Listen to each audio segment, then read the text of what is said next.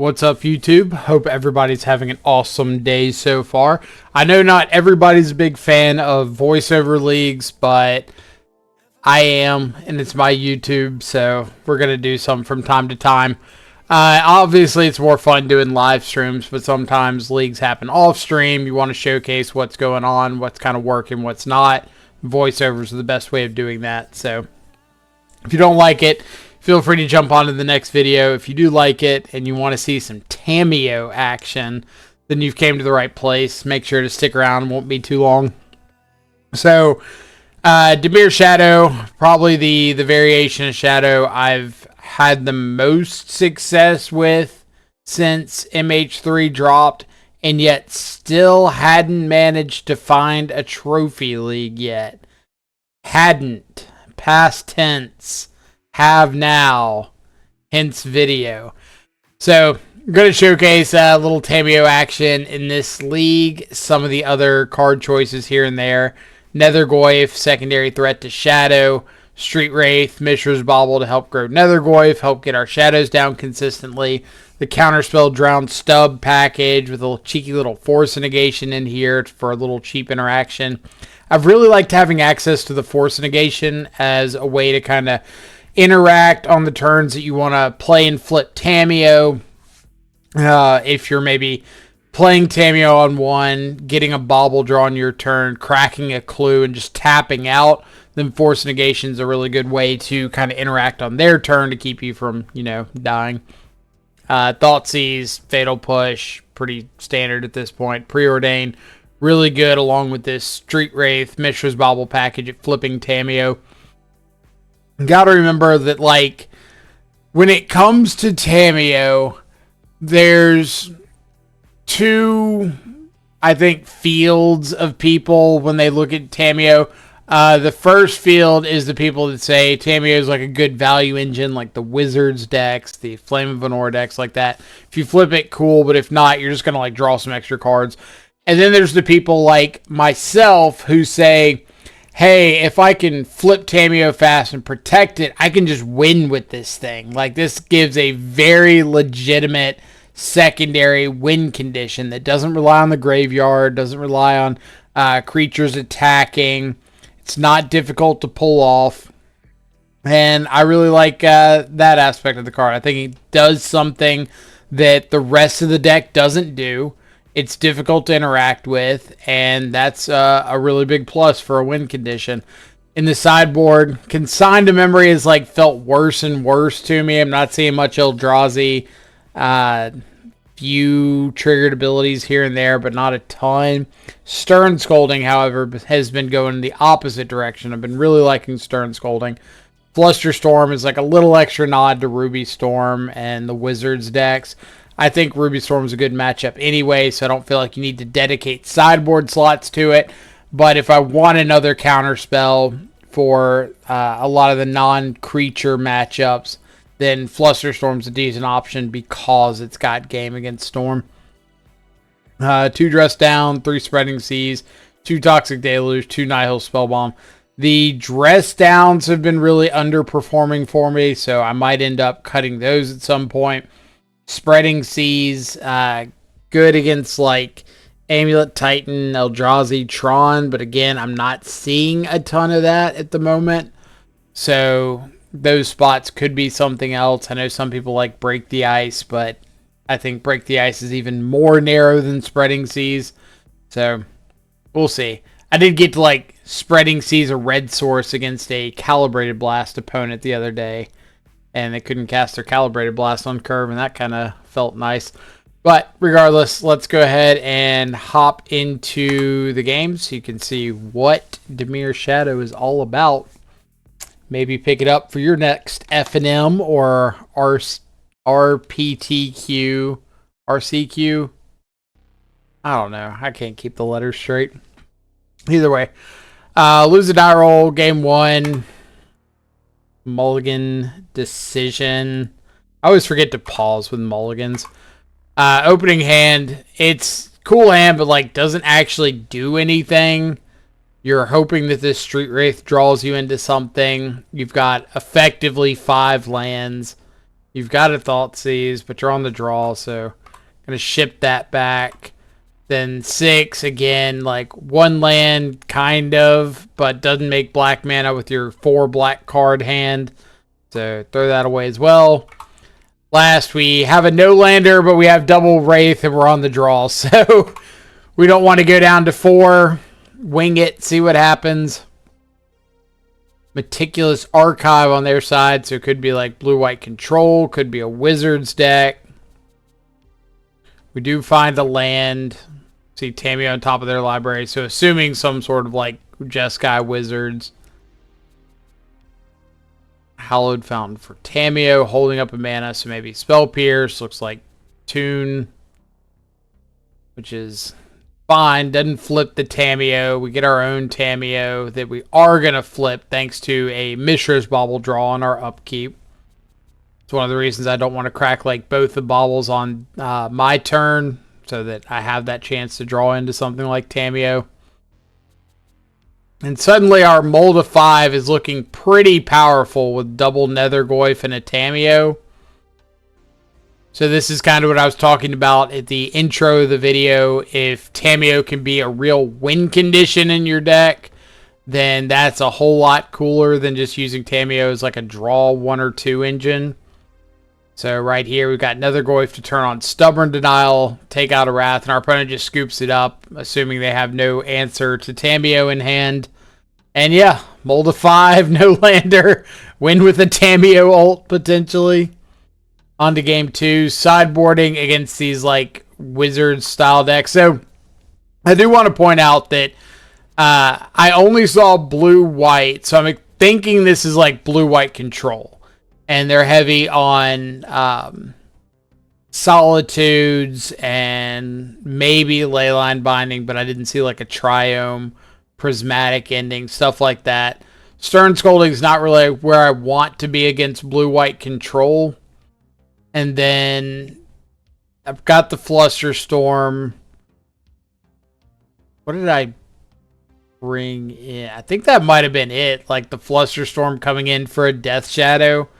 Because in the face of Solitudes and Prismatic Endings, Death Shadow can be a little awkward. So not really need to sideboard too much. Again, one of those nice little no-landers on 7. Opponent's got Tamiyo on turn 1. Very problematic for us if we don't find a piece of interaction. We'll draw the Street Wraith on their turn.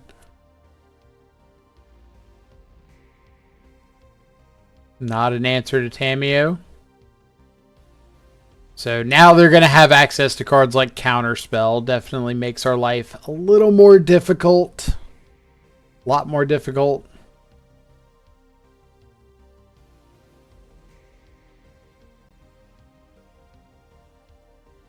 Keep a Counterspell just in case. Get down to Shadow, because getting down Shadow doesn't really matter if... now it does.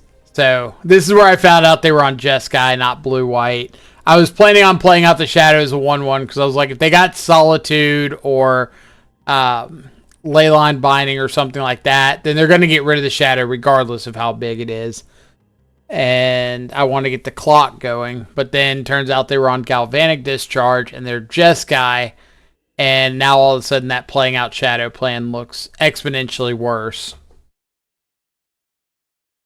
But we do have a Nethergoyf with a couple pieces of interaction. That's kind of a plus, right? A little bit. Tiny plus. We are going to have to attack at this Tamiyo, because we cannot allow Tamiyo to ult. I could try to just, like, Fell the Profane and leave the... like, hope the Fell the Profane resolves. They did go for the Snapcaster on the upkeep. I could, like, ignore that, let them snap, cast something, and then go for Fell the Profane, which, like, wouldn't be terrible, but I don't like the idea of just tapping out for that, and if they have a counterspell, then I'm staring down a Tamiyo ult, and I just lose. But, of course, once they like go for the Snapcaster, then it becomes a little more, oh, my mana's free and clear. You get what I'm saying. Then they tap out here, so now I just have a free Fel the Profane.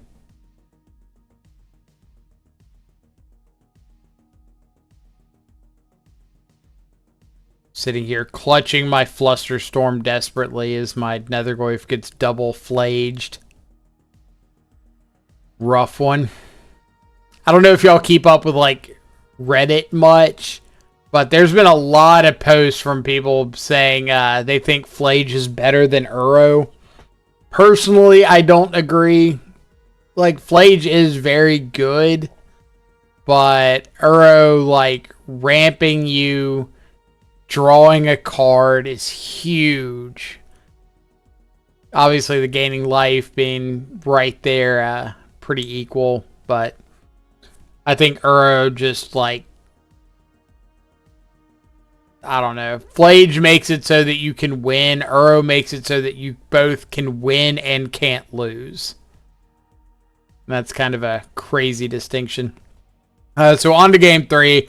I ended up bringing in a couple of the Stern Scoldings game 3 because now I know they're on Jeskai. They've got Snapcasters and Tamiyos and stuff like that.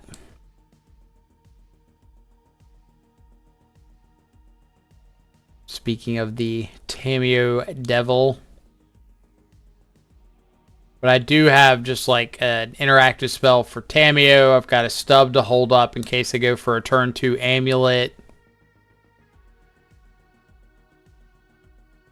Or just more Tamiyos. Well, not the end of the world, because we do just have like Thoughtseize, Shadow, Stub. Get to take a Celestial Purge, get a Shadow down, and now we're just staring at Counterspell, Snapcaster. Can't really do too much to us this turn. They could flip Tamiyo if they want to go like all in with Preordain and crack the Clue. But go for Teferi instead. Stub Teferi, and now we're kind of turning the corner here. We've got a clock. We get to play another Shadow. We're pretty confident that they're not a Solitude deck at this point. So use up this Flusterstorm so I can keep the Counterspell around. Just the more powerful counter option, since it will allow me to interact with like another Teferi or a Flage or something that Flusterstorm wouldn't let me do. Discharge a Shadow. Second discharge, kind of rude. We'll counter that since we know their last card's Counterspell and they can't Counterspell back. But we do need to find something, which thankfully a fetch land is enough to allow us to pop in for lethal with our double Shadows. I don't really know why they attacked there. Like, I think you need to hold back the Tamiyo as a blocker, since like I do have outs to just kill you like a land. But either way, on to match number 2. This one, because of the way my mana is laid out, I could start on turn 2 Tamiyo, which would be the easiest way to get Tamiyo like really rolling.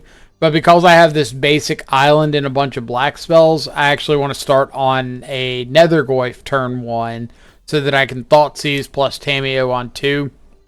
I could Thoughtseize on 1 and then Nethergoyf Tamiyo on 2, but I would rather get the clock going sooner if the Nethergoyf lives. And if I do find out that I'm in a matchup where Nethergoyf is just like insane, I can just drop a second Nethergoyf on turn 2. And if I find like Wraith, Bauble, stuff like that, then I probably want to get, more Nethergoyfs down. But it looks like we're up against Scam. Kept a double Dolthy hand. Really just looking for one more land so we can start double spelling into this kind of slow start they have. Which the Scalding Tarn finds us. Now I know I could play double Shadow instead of Shadow Nethergoyf, but I don't have a guaranteed source of life loss yet. So I wanted to wait. And then this turn was pretty fun because, like, you think, oh, if you go down to 9 with the Sink into Stupor as a land, you're dead to Dalthy on the Crackback if they top deck a Bolt.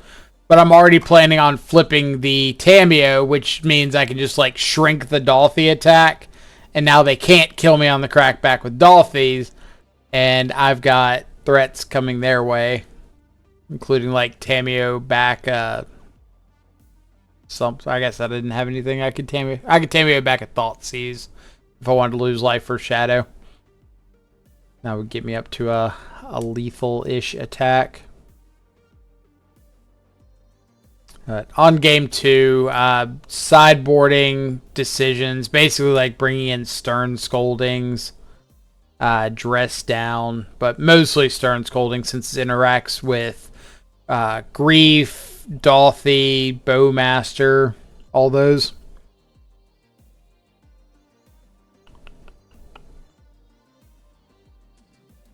Fable, which kind of expected since we're sitting there with Drown.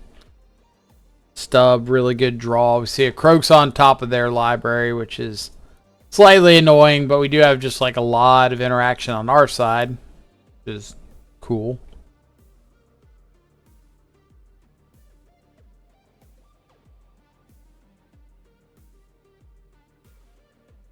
They'll Croaksa, we ditch Stern Scolding, yeah, because it's not doing anything. Now they give us another ditch. Stub just to save a life because we'd be ditching the Stub anyway, more than likely. And they just have another not dead. So we do end up losing like 3 cards right there. But we do still have a Nethergoyf and Drown in the Lock, so not in the worst position in the world. Can't do anything about them escaping Croaksa. Like, we could have drowned to kill the Reflection instead of killing the token before they actually cast the Croaksa, like on their upkeep or something. But I think killing the token's kind of fine since they can't Reflection the Croaksa. Now, obviously, they could find something. This was kind of a crazy one. So they bolted my Tamiyo and left a Shieldred and a Grief in hand. I don't know why they didn't just play the Shieldred. Since, like, if I start drawing a bunch of cards to flip Tamiyo, that kind of plays right into Shieldred. And then I decided to draw off the clue there because I was like, I have a bunch of 1-drops, like more Nethergoyfs and Shadows and stuff that I would love to see. And happened to draw a 2-drop that looked really bad into the hard cast Grief on their side. But that's the way the cookie crumbles. Alright, so they're going to Spellbomb me. Now, if you can think of all the outs we have here to Reflection, Copying, Grief, I'll be impressed. I'd have you can go back to the beginning of the video if you want the deck list. But we mathed it out and there's a whopping 3. There are Dismember, Sink into Stupor, and Fell the Profane. Those are my 3 outs because I need something that I can cycle into, instant speed, interact with Grief, prevent them from copying it, and wouldn't you know, Sink into Stupor. Also, I believe that's the first time, maybe the second time, but I believe it's the first time I've actually hardcast a Sink into Stupor, and it's for a game-winning place. That's nice. Anyway, on to game 3. Great hand on the draw, double Thoughtseize, Shadow, Preordain. Looks like we're up against some sort of a black, red mid-range mirror. Then I see Lava Dart, so it's like red-black Prowess. It's interesting.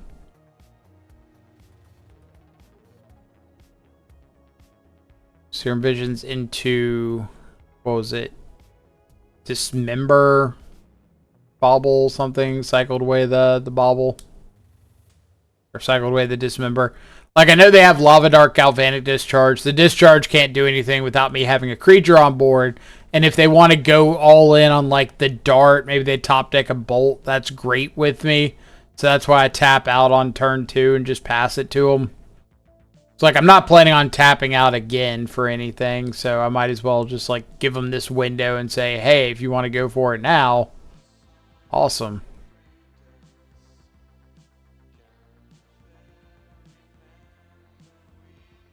They do still have a Galvanic Discharge and a Lava Dart. We're not tapping. We're not fetching yet because I don't need to. I can always like fetch and turn on Ferocious.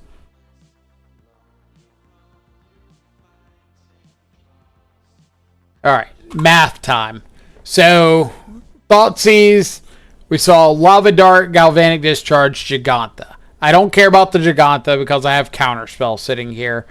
I don't really care about the Discharge because if they want to fire off the Discharge for like 1 extra prowess, go for it. It's not killing my shadow. Whatever. The Lava Dart, I have to start mathing. Okay, if my opponent top decks like a Lightning Bolt, and they've got 3 off the Lightning Bolt, 4 off the Lava Dart, 2 Prowess triggers, I'm only at 1. I can't kill them on the crackback, but I'm not dead to that. So that's pretty important. If they top deck like another Lava Dart, then we're looking at Dart, Sack, 2 darts from the yard is 3.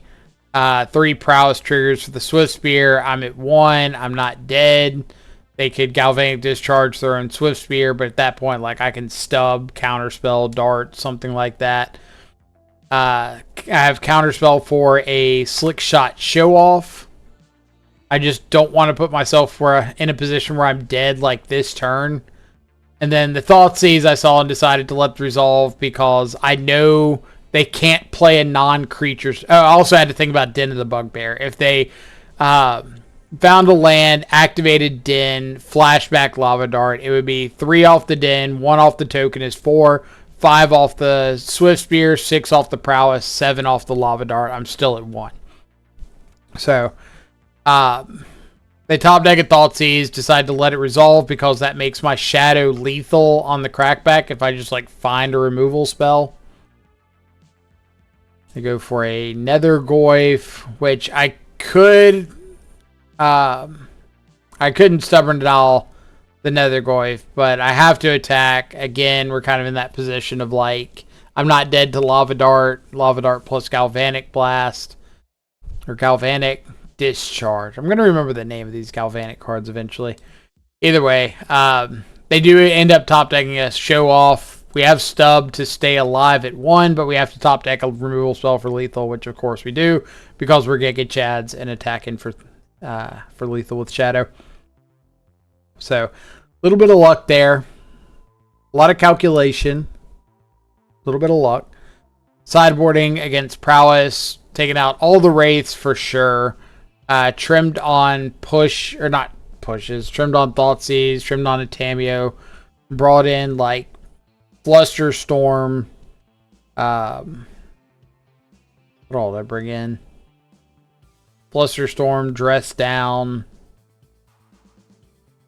Did not bring in Deluge, mainly because of Nether Goyf. Like, if they just go too wide, then Deluge isn't really doing anything. Or, if they go too big, Deluge isn't really doing anything for me. Now, I also didn't see these Channelers game 1, so if I'd seen these, I'd probably be more likely to bring in Deluge. Because a board full of, like, Swift Spears and Channelers and stuff is great Deluge territory. Alright. So, opponent down to 2 cards. I'm kind of assuming, like, even if they draw something good, I don't think they're going to kill me from here. Slick Shot's a pretty solid one, but Drown in the Lock's a more solid one. So, good luck, OP. Godspeed. They don't find anything. And, yeah. Good times. Good times. Game plan against Prowess, for the most part, is just put yourself in a position to where you're not dead to like a top deck show off or top deck underworld breach if you can. All their creatures on the ground, like Swift Spear, Nethergoyf in this case. I don't think they all run Nethergoyf, but Swift Spear, Soulscar Mage, you don't really care about those too much.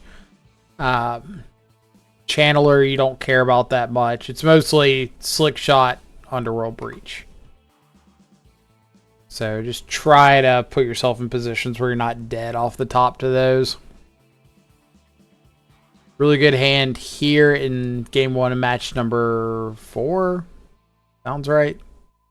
We could go for the Tamiyo, but I'm kind of thinking like turn 2, I can flip the Tamiyo. I don't know what they're on, so I don't want to just like play it out into a removal spell. And turns out it looks like they're another like blue-red X control deck. Alright. This is really fun. And I gotta mention a couple sequence things here. First off, I do not want to crack that second bauble on their turn. That's because when I go to my turn, I'll draw for turn, draw for my bauble. If I draw the second bauble, I can't flip Tamiyo because Tamiyo only triggers on the third card that you draw. So if I already draw the third card and I play Tamiyo and I draw another card, Tamiyo will not trigger. You will not get to flip her. So I don't want that to happen. But I've got a bunch of cool options here. So my original plan was I would cast Tamiyo, go to cast, like, how to express this. I was going to cast Tamiyo, not crack the second fetch, then go to crack the second fetch to see if I could get my opponent to respond with like a Galvanic Discharge, and then I could cycle Street Wraith, draw my third card, flip Tamiyo, dodge the discharge. The second plan was if they didn't go for that and I got to crack my fetch and resolve it, I'd cast the Preordain because maybe they respond with a counter spell or a discharge removal spell, and then I get to cycle Street Wraith, flip the Tamiyo.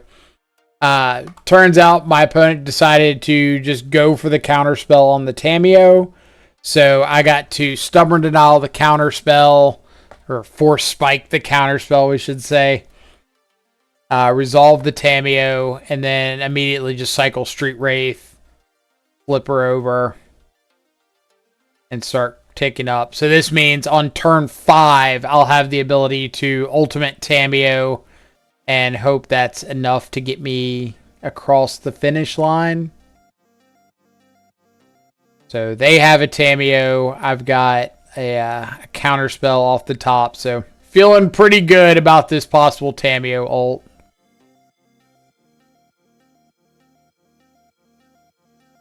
Like, at this point, I really believe the plan should just be like, do whatever you can to use up your hand. Whatever you can target, get cards out of their hand. If you need to get cards out of your hand, that's fine, because the Tamiyo ult's going to refill, reset everything.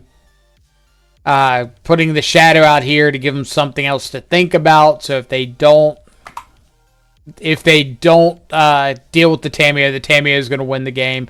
If they do deal with the Tamiyo, then I just have like a 1, maybe 2 turn clock with a Shadow.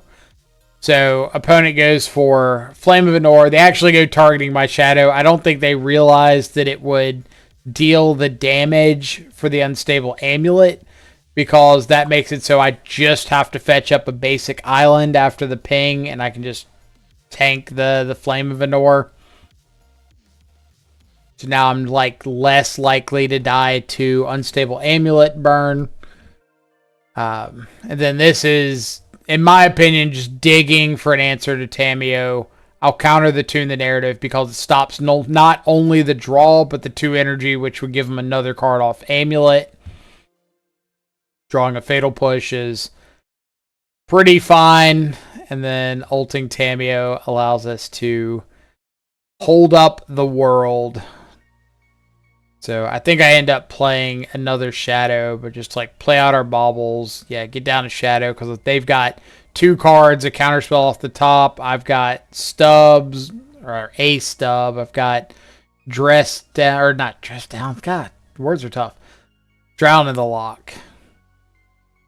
So, not much they're going to do there to stop me from presenting lethal. Attack in. Now I've got like triple counter up, so we'll just, you know, fight over everything. And win from there.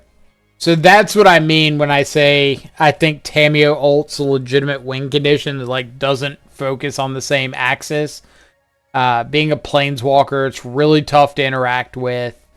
This hand I think is really fun because it's a no-lander with 2 lands, and yeah, modern. But yeah, I think Tamiyo is like a really cool design, allowing you to win on an axis that you couldn't otherwise win on, which is like non-creature. And the ult essentially sets up a position where good luck, opponent. I don't know what you're going to do to get out of this, but... Alright, so bobbling. That's 2 draws on the turn. We can't flip the Tamiyo this turn.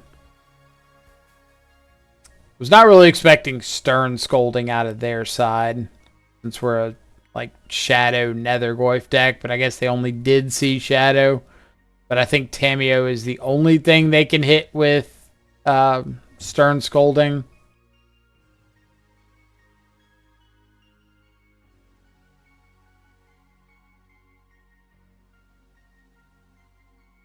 So instead of playing out the Tamiyo, we'll just sit on Counterspell here.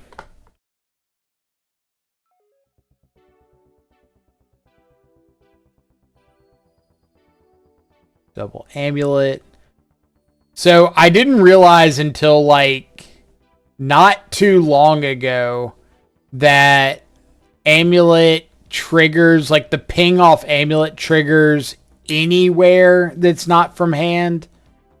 So I thought it was like you take one when you cast something from exile. I didn't realize that if you Snapcaster and cast a spell, it'll ping off that. Or if you escape a Flage, it'll ping off that, stuff like that. So I am kind of interested in trying out a Shadow Shell with Amulet. Like Amulet, Galvanic Discharge, maybe the Tune. I can't really decide. Tune the Narrative. But it's a lot more interesting than I thought it was. Not necessarily because of that point, but it definitely helps. Maybe like Mardu Shadow with Amulet and Guide of Souls. Shadow. Like Amped Raptor I don't think is a great friend of Shadow, but I could see Unstable Amulet and like Tune the Narrative being pretty solid. Chthonian Nightmare. Maybe. Who knows? We'll figure it out. But either way, kind of in a holding pattern here. Stern Scolding for a Snapcaster or Tamiyo on their side. Like so.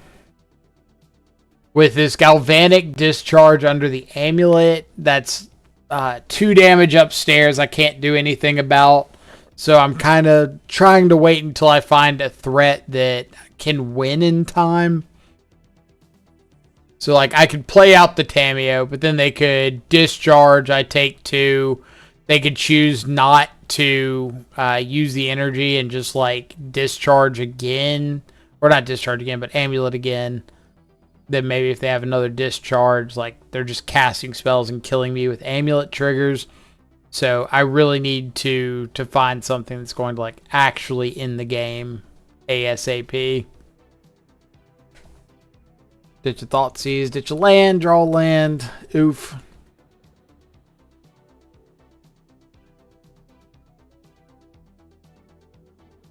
And I do think in these Amulet, these Unstable Amulet matchups, it's... You're always thinking control mirrors of, like, don't fight over the draw spell. Don't fight over the preordain or the consider or something. Like, fight over what they find. But that narrative gets swapped a little bit, pun intended, with Tune the Narrative. Because now that Tune the Narrative is not only draw a card, but it's draw a card plus draw a card off Amulet. And 1 mana draw 2 is starting to get into that card advantage territory. So, like I said, wait for a threat that I think might have a chance at ending the game before they kill us with amulets. And then same thing here. I know this Galvanic Discharge can't kill the Goyf, but this Galvanic Discharge represents like 2 more amulet activations. And that's kind of problematic. So at this point, since they hit a live spell, I decided to scoop it up because now it's cast that, deal 2. You find any other energy source, or you can just like cast something from the graveyard, you deal 2 and I'm dead. And I'm on like a 4-turn clock. But these Jeskai energy decks have been showing up like everywhere. And I think Tamiyo is such a good card against them because it's dodging like all the counter spells and stuff once you get it down. Very difficult to interact with.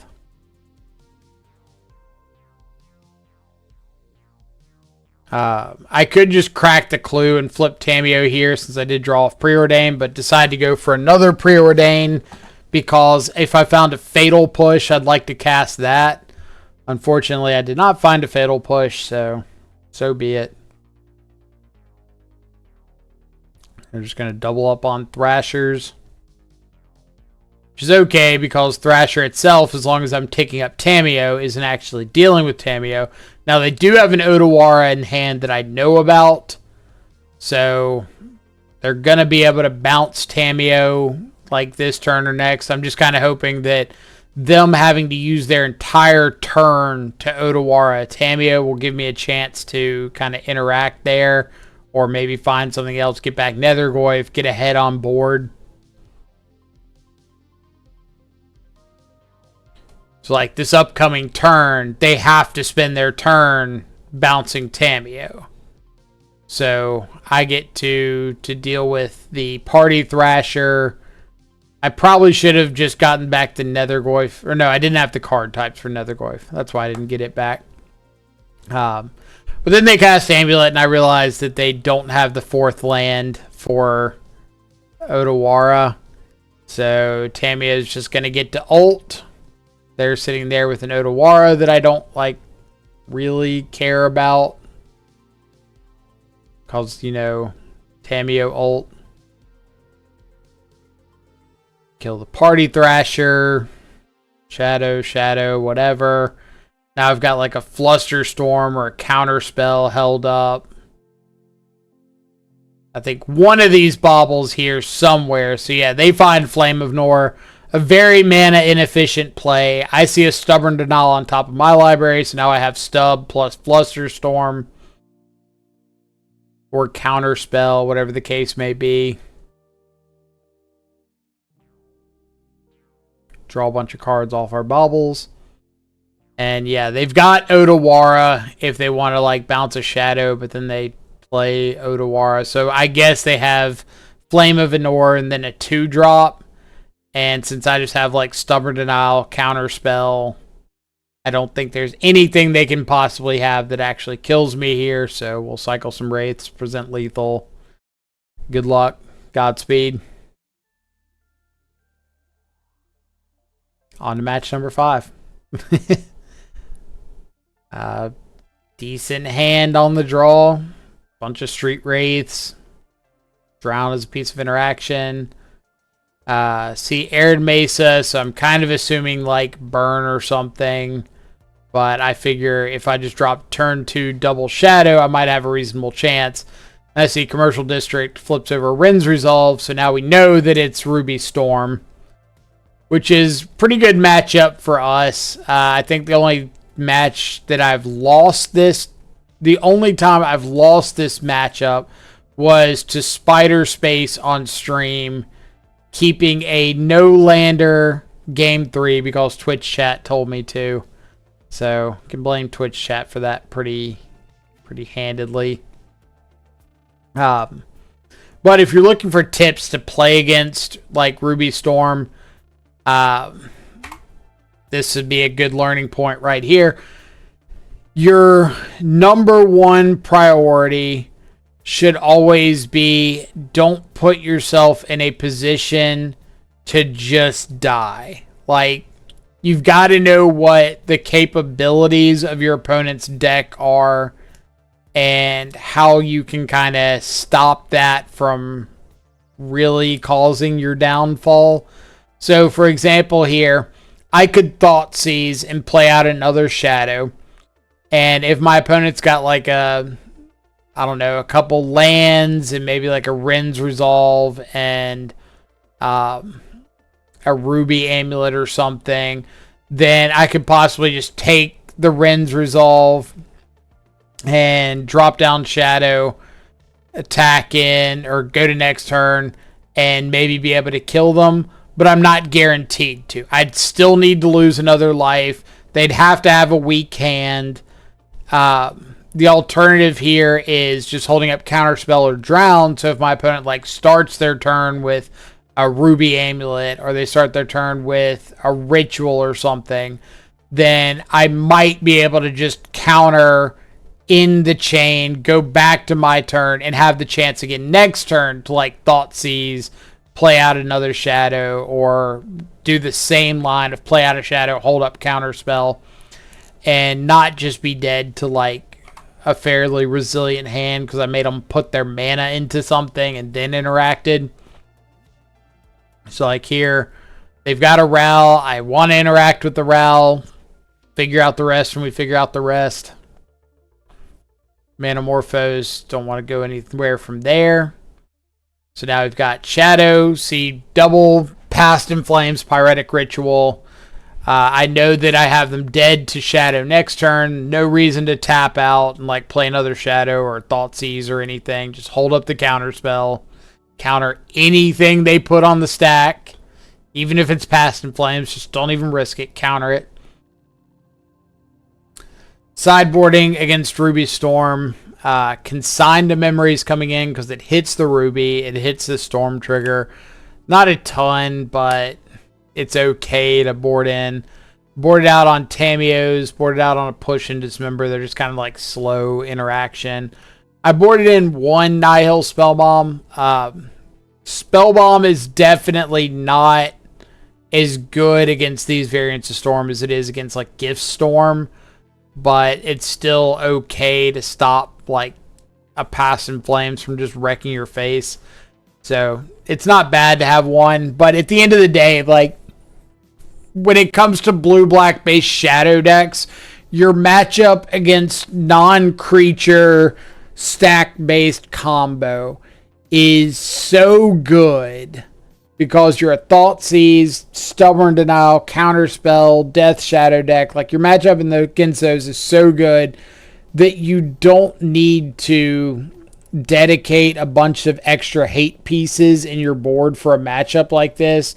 Like you're gonna be 75-25 without having to do anything out of the ordinary. Just try not to keep bad hands, like, you know, no landers on stream, and try not to put yourself in a position where there is a chance that you just die out of nowhere.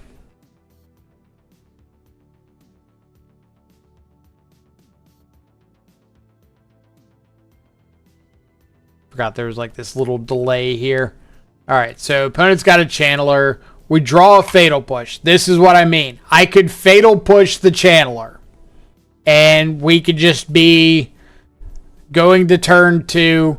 But if I Fatal Push the Channeler, my opponent's got 5 cards on their turn. If they go land, ritual, Ral, ritual, Rin's run, or Rin's resolve.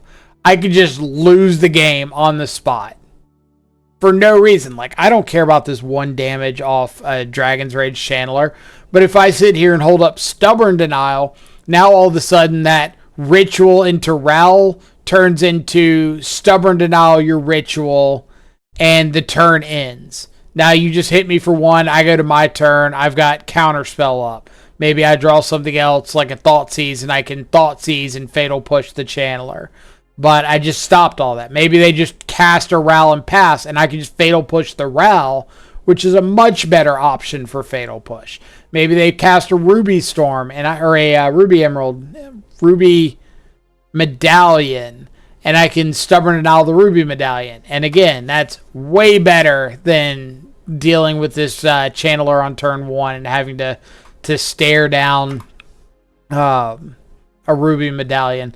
So, yeah, like this. They go for the Ruby Medallion. I've got Stubborn Denial. I don't want them to have a Ruby Medallion, especially on a mulligan. Hit me with your Channeler. Go crazy. I'll deal with the Channeler eventually. Same thing on turn 2. I could Fatal Push the Channeler, but there's a chance I could just die. So bring on the Channeler, deal your 1. If you don't do anything, then I'll Fatal Push the Channeler. But if you do something, I'll interact. Amulet, I don't care about because it's just a draw 1. They're not like building up a massive energy like the other energy decks are. So go crazy. Nethergoyf, actually a really good draw because it allows me to play out to the board, hold up Counterspell.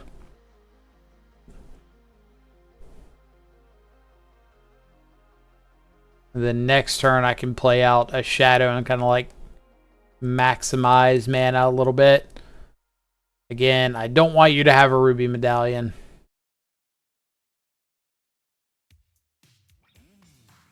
Preordained first because I have the Street Wraith, so I could draw into that second card before I fetch if I want it. And then here, I know they've got a Manamorphose. I know there's a chance they could find a line that kills me here, but I don't have a counterspell, so I might as well just like play out the shadows and say, you got 1 turn, go. But there's the chance that they could go like, let's see, Manamorphose, draw second Manamorphose, or draw like Rin's Resolve, play it, land Grape Shot, kill me. There's a chance. But they're going to see 2 cards off the top of their library, and my hope is that those 2 cards aren't good enough to get the job done. And turns out they are not. So we get to attack in for lethal. GG, go next. Okay. So let's talk about the deck list, any changes that I would potentially make. For the most part, like 60, I'll say like 67-ish of the 75 I'm happy with. I like the lands. I like the Undercity Sewer. I like the Sing into Super, the Fell the Profane. If you're running Harbinger of the Seas, then you definitely want access to a basic swamp. But Harbinger's been a little underwhelming for me, so I'm a little less likely to run it. The Baubles and the Street Wraiths I've really liked, especially when it comes to Tamiyo. If you're not as big of a Tamiyo supporter, then you could like cut the Street Wraiths if you don't want to run those. I'd probably keep the Baubles for the sake of Nethergoyf, but if you're a big Murktide believer, then Bauble and Street Wraith are kind of meh. Personally, I still like Street Wraith regardless. Especially with everybody playing like Galvanic Discharge. Getting a really big shadow can outgrow that, where before you were kind of at potential risk of just being bolted out if you got too aggressive with your life total. But like right now, the Premier Jeskai deck isn't even running Lightning Bolt, so keep that in mind. Stubborn Denial has been great. Counterspell is great. Drown in the Lock. I know I saw Croxa earlier and it was a little issue with there, but I still really like Drown in the Lock. Force has been great. Dismember, Nether Goyf's been great. Yeah, main deck I've been pretty happy with. Sideboard, Consigned to Memory's been meh.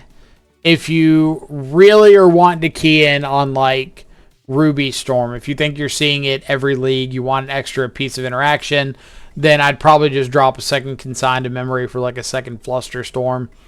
Stern Scolding's been good, but I don't really like it as much against the blue-red deck as I thought I did, or against like the Flame of Anor deck, but it's probably a necessary evil. Dress Down's been horrific. I'm not going to lie to you. I have not seen a lot of good Dress Down matchups. I haven't seen a lot of spots that I wanted Dress Down. Maybe if more Urza Saga decks start showing up, then that could be different, but I haven't seen much Saga.